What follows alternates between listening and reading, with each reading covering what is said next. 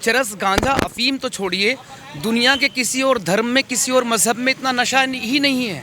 ये जो बात चल रहा है आइला मोहम्मद, ये जो नशा है, ये नशा ऐसा नशा है। मोहम्मद की एक हदीस है, सबसे बढ़कर माँ होती है ना, अपनी माँ, अपनी बहन, सुनिए सर, अपनी माँ, अपनी बहन, अपनी बीवी, अपने बच्चे, अपनी गर्लफ्रेंड, अपनी प्रेमिका, किसी से भी ज़्यादा आपको मोहम्मद से मोहब्बत करनी है। और अगर मोहम्मद के अलावा कोई और आपकी मोहब्बत में शामिल रह गया तो आप इस्लाम में नहीं रहे। तो कौन ऐसा शख्स होगा जो सीने पे गोली खाने के लिए निकल जाए? आप हिंदू हैं, यही तो है मोहम्मद। मोहम्मद से ही मोहब्बत करोगे, यहाँ तो तलाक तलाक दे के रिश्ते ख़त्म हो जाएंगे। क्योंकि आप बताइए, कुरान की तो आयत है सूरह तौबा की 23वीं आयत, जो दीन छोड़ दे तो खून के सगे रिश्तों से भी दोस्ती ना रखो।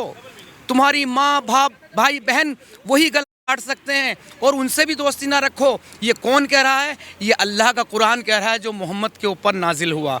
वैसे तो हम तो मोहम्मद का ही कुरान मानते हैं। मोहम्मद को मानने वाला दुनिया में किसी और को मान ही नहीं सकता।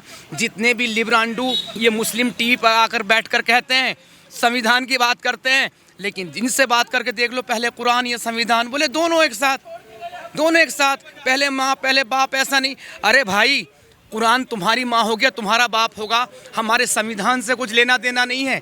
ये काफिर का लिखा हुआ संविधान है और ये काफिरों का संविधान है। तो या इला मोहम्मद वाले किसको मानेंगे सर? ये किसको मानेंगे? ये तो आपस में ही एक दूसरे को सबसे बड़ा मुसलमान साबित करने के लिए आपस में एक दूसरे को नहीं मानते। अगर पाकिस्तान ना बना होता, बांग्लादेश के यहाँ होते सारे मुस्लिम, तो आप यहाँ पर इंटरव्यू कर सकते थे मेरा, और मैं यहाँ पर खड़ा होकर बोल सकता था इस तरह से। आज में भाजपा सरकार हो सकती थी।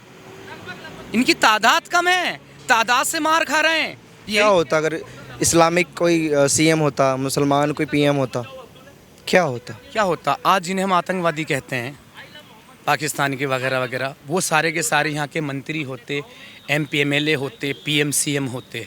और जब वो यहाँ होते ना, जिस तरह से देखते हैं उनके नारे, जैसे हदीस है सुनन नसाई की, उनसी के ग़ज़वा-ए हिंद की, मैं यहाँ के मुसलमानों से बात किया, बोले ज़ईफ़ है। जैसे ही भारत सिंदूर शुरू हुआ तो पाकिस्तान के मौलाना यही उसको साफ कहने लगे, वो ज़ईफ़ नहीं बोलते। उन्होंने साफ तौर से बोला कि अल्लाह के रसूल ने तो इसकी भविष्यवाणी की थी, यानी पेशन गोई की थी। अब ग़ज़वा-ए हिंद का वक्त आ गया है कि पाकिस्तान में अगर कोई कादियानी किसी मुस्लिम को सलाम कर देना तो 6 महीने की सज़ा है। तो ये भाई जहाँ जहाँ ला इलाहा इल्लल्लाह मोहम्मद रसूलुल्लाह पहुँचा ना, वहाँ की यही हालत हुई है।